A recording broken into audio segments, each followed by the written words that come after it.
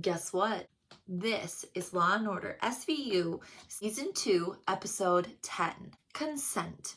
Opened up to two college kids jogging early in the morning. They come around the corner and see some homeless dude hunched over the bushes. "Hey Harry, what are you doing?" Harry runs off, but when they get closer, they see there is a girl laying in the bushes. Good news is, victim is not dead. So Benson and Stabler are at the hospital to kind of get the scoop. Victim's name is Kelly DeLee. When she was found, she was semi-conscious, missing her underwear, and had alcohol on her breath. Doctor said she's still a little hazy on the details, but there's all the telltale signs. There's bruising on her pelvis, there's hickeys on her neck, and no, he hasn't done a rape kit yet because when he started, she told him to stop. And he's really hoping that Benson will help persuade Kelly to get the rape kit. And of course, she worked her fucking magic because the next scene, Benson's holding her hand as they're ending the exam. Here are some oral contraceptives. You're gonna want to take these and also these just in case you got an STD.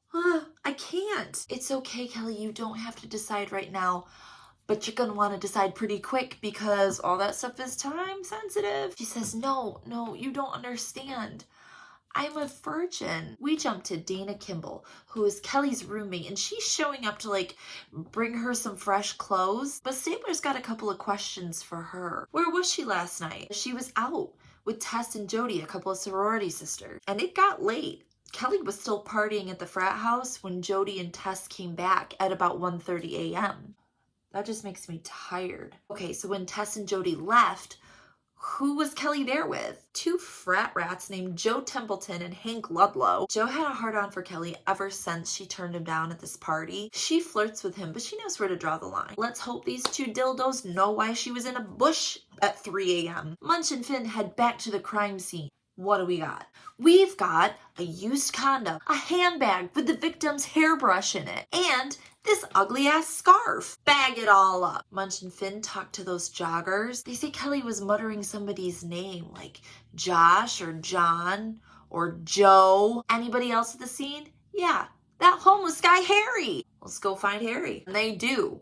Eating out of the trash. Poor guy. Finn tackles him. Oh, I just spit. Finn tackles him to the ground. I didn't do anything. Then why you running? You were chasing me. What's this? He's got Kelly's ID. They bring him in for possession of stolen property. In the meantime, Benson and Stabler have Kelly in an interview room. Okay, give us the details of that night. They met up with these guys at the bar. And they left the bar and went back to the frat house to hang out. They want to know, how much did she have to drink?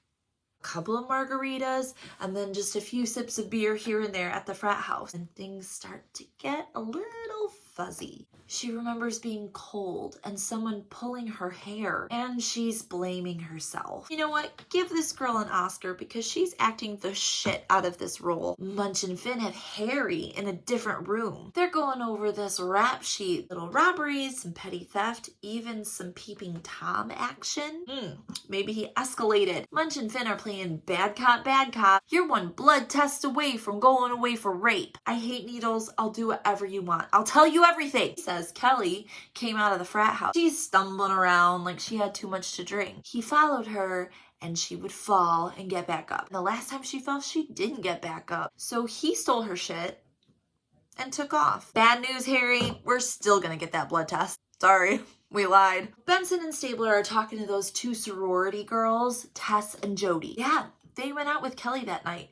She was acting really sloppy, hanging all over Joe, but what's new? She's always glued to somebody. Then, when Kelly stripped down to her bra and underwear, we called it a night. Benson's like, you just left your friend there? She was giving Joe a lap dance.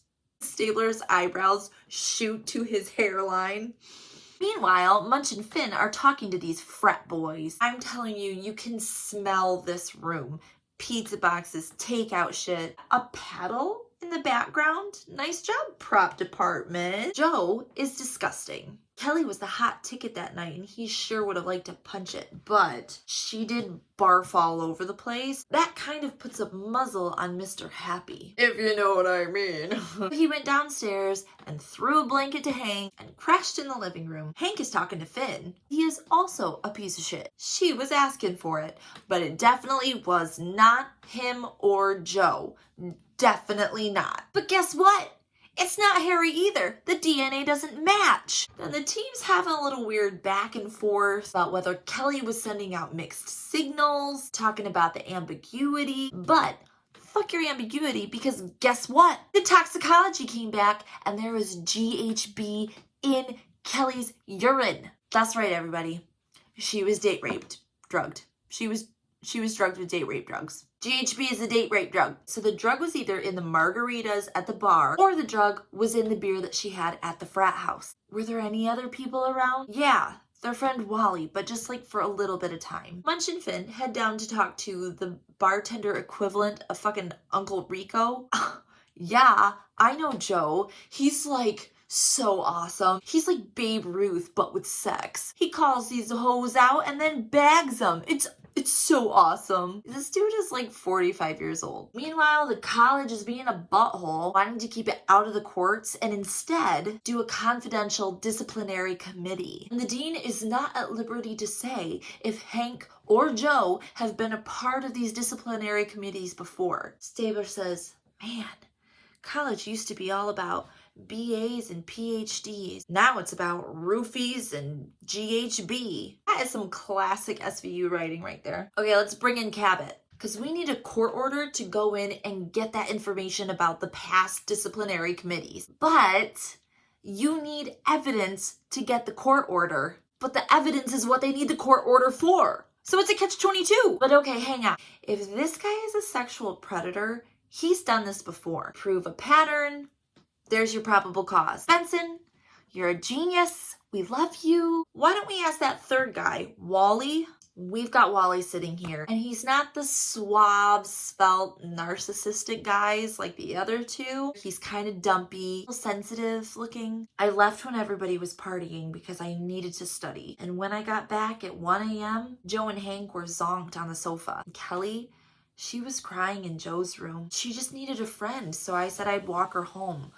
I grabbed my coat, and when I came back, she had left. Munch and Finn go and butter up that university cop, and it works because we get some good information out of him. Joe Templeton, yeah, he knows his name because he's a piece of shit. There's another girl, a swimmer, who accused him of rape last year, but they went through the disciplinary committee, so he's still out raping people. The swimmer's name was Mandy Shoemaker, and they find her literally in a swimming pool practicing. She's willing to tell them the story, and it sounds pretty familiar. All she remembers is him on top of her. He was pulling her hair. The next day, she was covered in these disgusting hickeys. Here's some shit. She didn't even know she was raped until she found out she was pregnant a couple weeks later. Her lawyer and the college said she didn't have much of a case because she didn't remember things, and so she went before the disciplinary committee instead. They found him guilty of unbecoming conduct and was put on probation for a whole semester. Now he just snickers when he walks past with his buddies.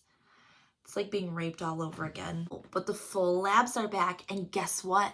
That perp left more than semen. He left gonorrhea. But the good news is, Mandy, the swimmer, her testimony is enough to get a court order. We also get a search warrant for that disgusting room over at the frat house. The whole time Wally's like, you can't be in here. They're not even home. And they find the missing panties and blood in the bed sheet. And what is this? An eyedropper full of clear something or other. Let's get the lab to test it.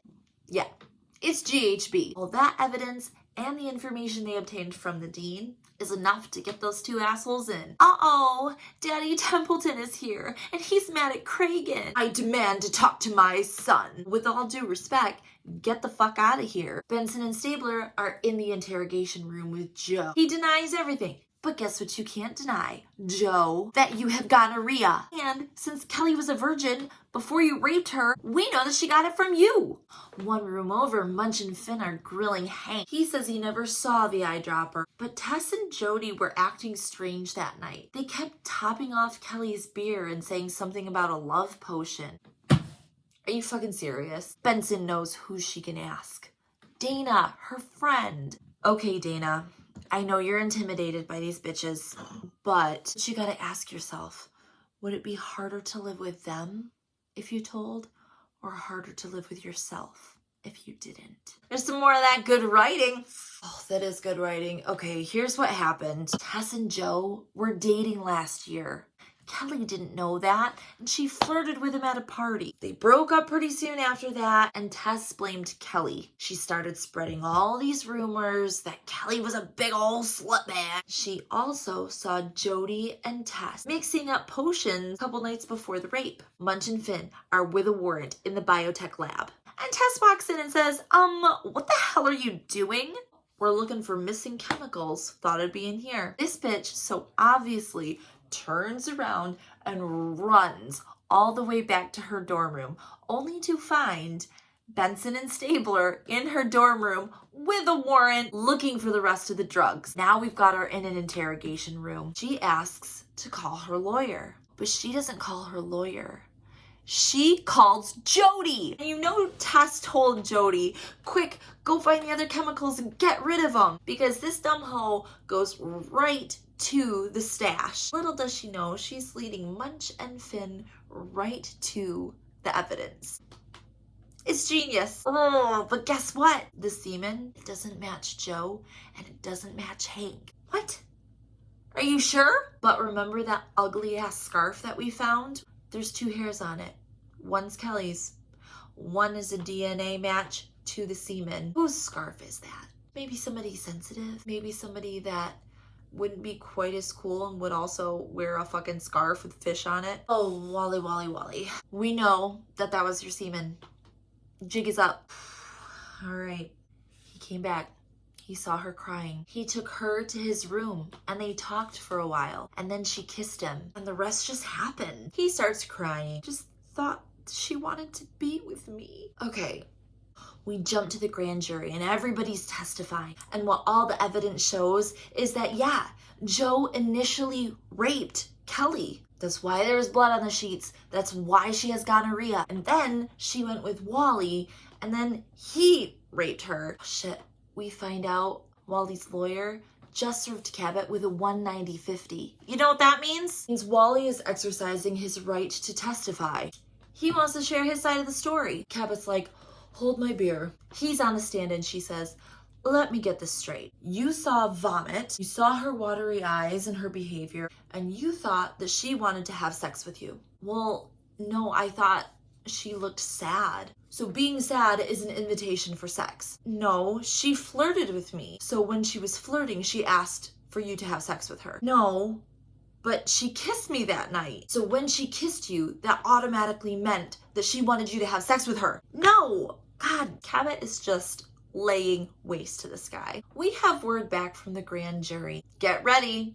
It's frustrating. And Benson gets to tell Kelly, yes, Jody and Tess got indicted, but they didn't return charges against Wally or Joe because the jury was split on the issue of consent. Name of the episode, everybody drink. They did believe that she was drugged, but they didn't believe the guys knew that she was drugged. They did all get expelled from school, so that's kind of good. Kelly's like, okay, you know those drugs that I was supposed to take? I never took them. And also I haven't told my parents that any of this has happened yet. Benson's like, well, now is a good time to do that. And that was Law & Order SVU Season 2, Episode 10. Jum jum.